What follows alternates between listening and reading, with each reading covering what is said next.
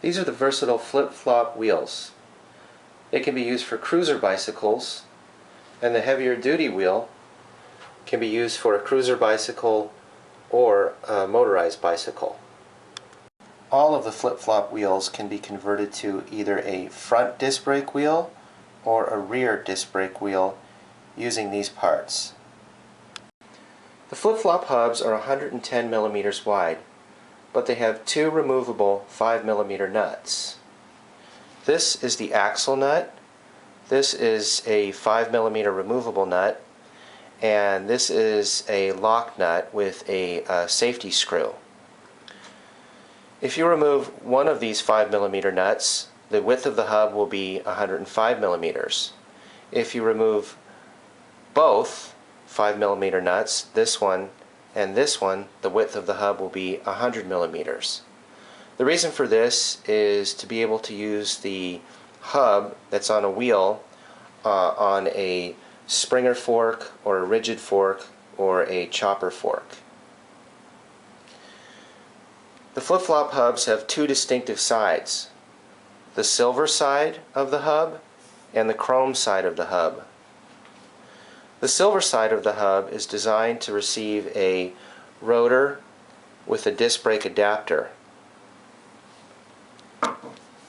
The chrome side of the hub is designed to receive a freewheel sprocket or a hub thread cover.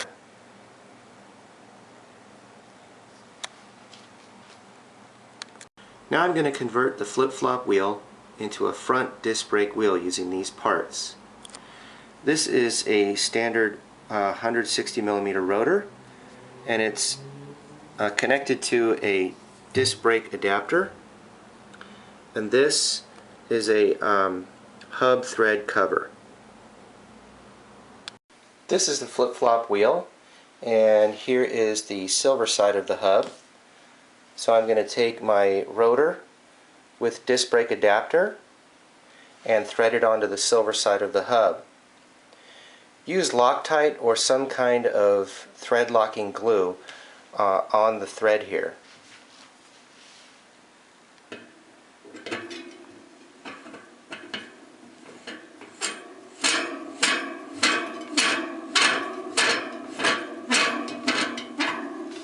Tighten it up, flip it over, and now take your hub thread cover and put it onto the chrome side of the hub. This doesn't need any type of thread locking glue.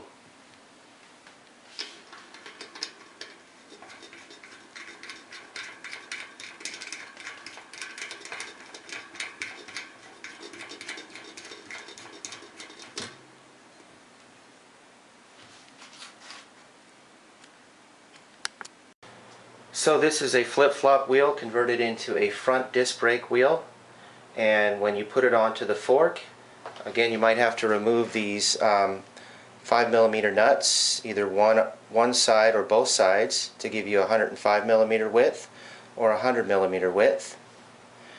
And the side with the hub cover is the right side, and the side with the rotor disc brake is on the left side of the fork. Now I'm going to convert the flip-flop wheel into a rear disc brake wheel using these parts.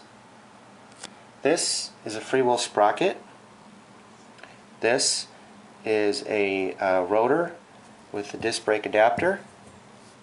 And this is a rear disc brake bracket. Here's the flip-flop wheel, and this is the chrome side of the hub. I'm going to take a freewheel sprocket and thread it onto the chrome side of the hub. Use Loctite glue or some type of thread locking glue on the threads of the hub here.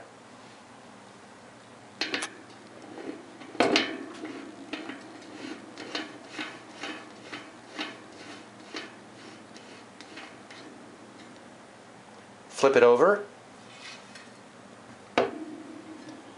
Remove the wheel axle nut, And this is the silver side of the hub. I'm going to take a rotor with disc brake adapter and thread it onto the silver side of the hub. Use some Loctite glue or other type of thread locking glue on the threads right here.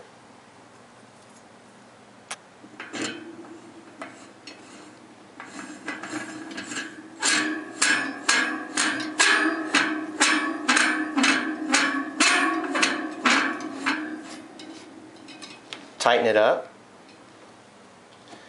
Now take the rear disc brake bracket. This side of it is indented and will cover the nuts here. Loop it onto the axle. This side of the rear disc brake bracket has this shape that is designed to press into a cruiser frame or lowrider frame's rear dropouts. Once you've taken the entire wheel with the axle and placed it into the rear dropouts and tightened it up, then take the axle nut and finish it off.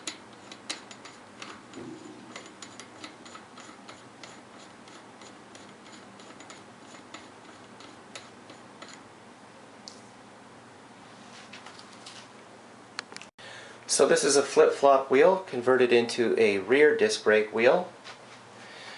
The rotor and the disc brake bracket will go on to the left side of the frame in the rear, and the freewheel sprocket is on the right hand side. You can see the freewheel sprocket is spinning backwards and driving forwards, and the rotor is on the left hand side. So here is a flip-flop wheel used as a rear disc brake on a 26-inch bicycle frame. And I'll just zoom in here to show you what's going on because it's been mounted onto the frame. Here are the dropouts. This is the rear disc brake bracket, and it goes wedged into this dropout here. Here's a caliper that you can add. You can use your own standard size caliper that works with a 160mm rotor, or you could purchase ours, which is part number 505203. And now I'll give you the top angle view. So here is the this is the dropout here. Then here is the rear disc brake bracket, and here is the 160mm rotor, and then behind that you can see the disc brake adapter. Then you come to the flip-flop hub in between the spokes, and then down here on the opposite side is the freewheel sprocket, and then the axle, and coming through the other side to the other dropout, and finished off with the axle nut. And you can see the freewheel spins backwards, drives forwards. So here is a flip-flop wheel. This one happens to be a 26-inch 140 spoke, and it's being applied to a as a front wheel, and it was mounted onto a Springer fork. This is a 26-inch straight Springer fork, raw metal. And so down by the hub we have the 160mm rotor, and that is attached to a disc brake bracket right in between there. And then on the other side of the hub is the hub thread cover right here, and then the axle, and then finished off with the wheel axle nut. So the front flip-flop wheel can be used with either a fork like this, a Springer fork, bent or straight, 20-inch or 26-inch. It can also be used on a chopper fork. This happens to be the 42-inch raw metal legs, and here's the end of them, the dropouts, and here's the disc brake bracket and the triple tree for the chopper fork. The front flip-flop wheel could also be used with a rigid fork like this one, and this one has a disc brake bracket here,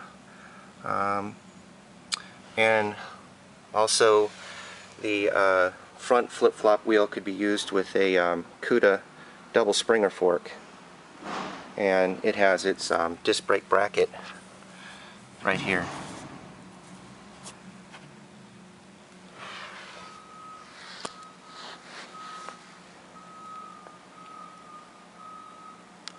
So here's a final perspective on what you can do with the versatile flip-flop wheels. You can use them as a rear disc brake wheel on a cruiser frame, 26-inch, 24-inch, or a lowrider frame, which is usually 20-inch. Or you could use them as a front disc brake wheel on different types of forks.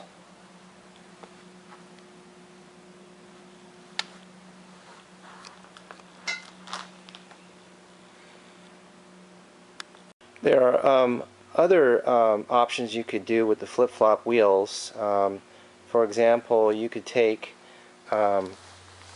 this 26-inch 68 spoke wheel with a typical 160 millimeter rotor and a standard adapter and caliper, and you could put this wheel or the 26-inch 140 spoke version with the 160 disc brake rotor, and you could put this wheel onto a mountain bike frame like this.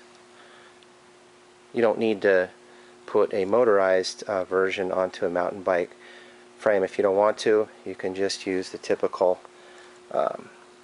rotor, but you might want to put this type of wheel with 140 spokes onto your mountain bike and just ride it around as a sort of a cruiser, but it would be your mountain bike.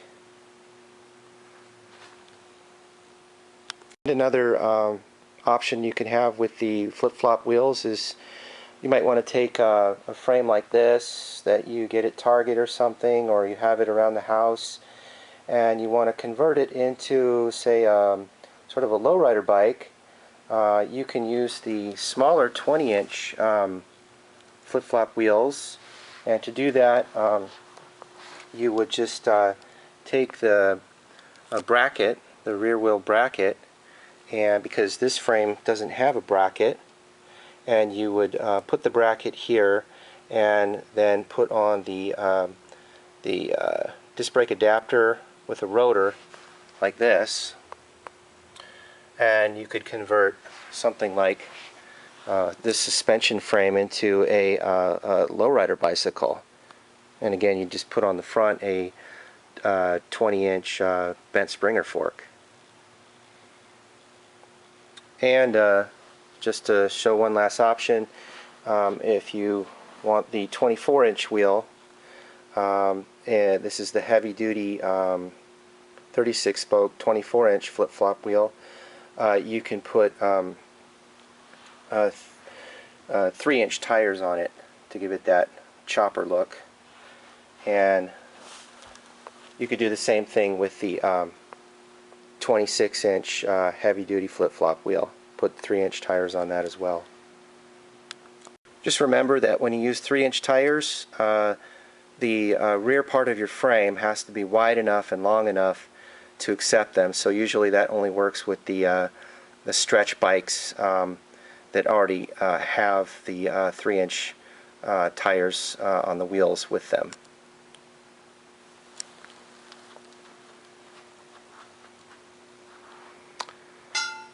So the flip-flop wheels are very versatile, and you can use them for many applications.